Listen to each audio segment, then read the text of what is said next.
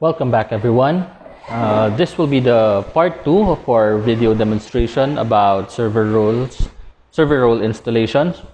And nung first video, ipinakita natin ang steps kung paano mag-install ng Active Directory Domain Services and yung ating DNS server. So yun pa lang yung dalawang role na nai-install natin. And then na-discuss din natin kung para saan at kung ano ang ginagawa ng mga options na pinili natin during the installation.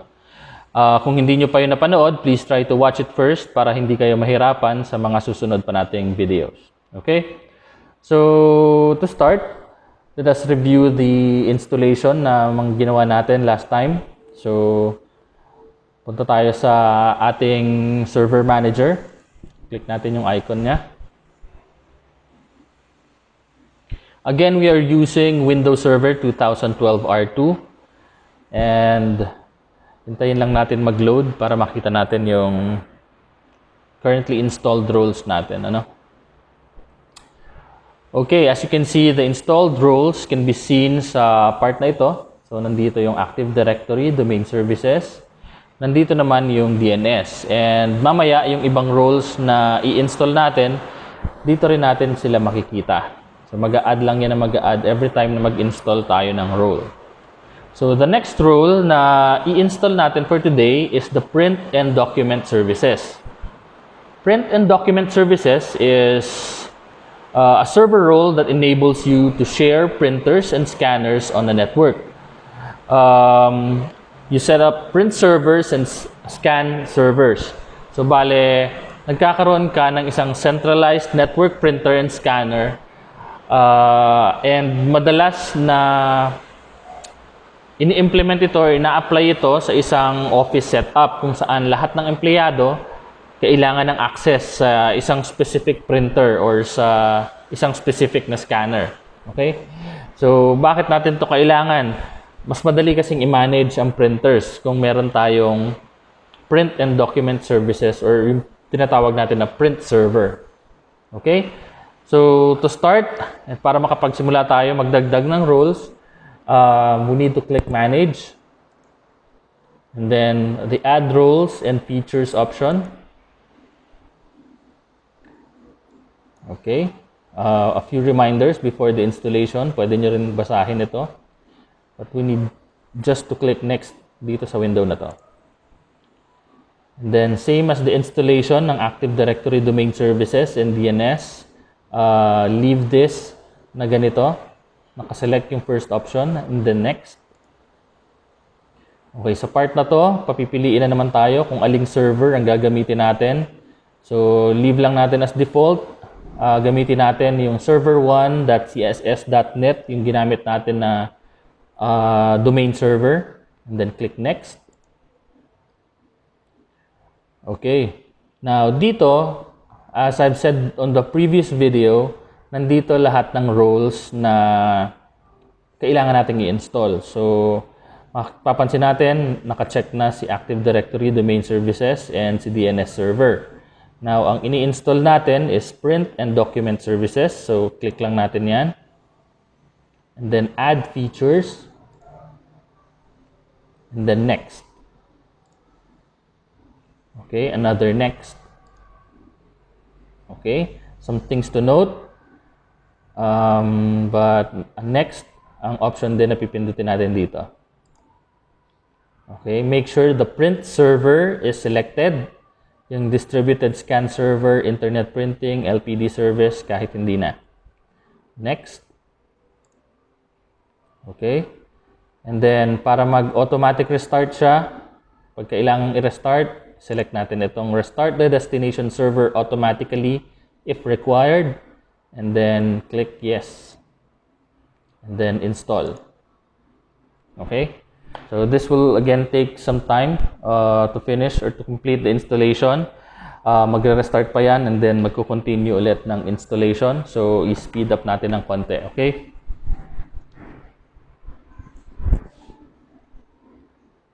Okay. So, kung mapapansin niyo, very easy lang yung installation ng ating print and document service.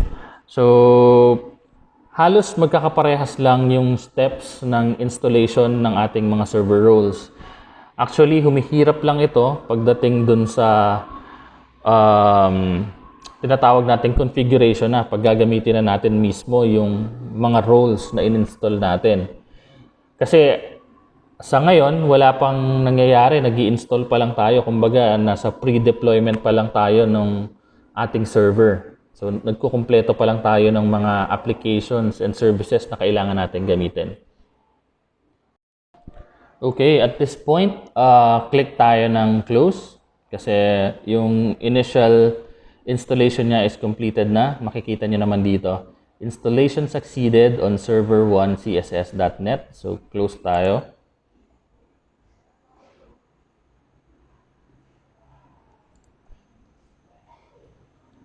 Okay. So, hindi siya nag-automatic restart. So, i-restart na lang muna natin para sigurado tayo na nag-take effect yung ating installation. Okay? Hardware installation plan. And then continue. Wala namang masama kung magre-restart tayo. No? We're just making sure na yung changes na ginawa natin is magte-take effect dito sa server. Okay? Okay, so tapos na yung restart ng ating server. So, check natin yung ating server manager kung nag-take effect yung in-install natin na server role. Okay, again, ang in-install natin is print and document services. So, as I've said earlier, dito sa part na to natin siya makikita and ito siya, print services. So, ganun lang kasimple yung ating pag-install ng print and document services role.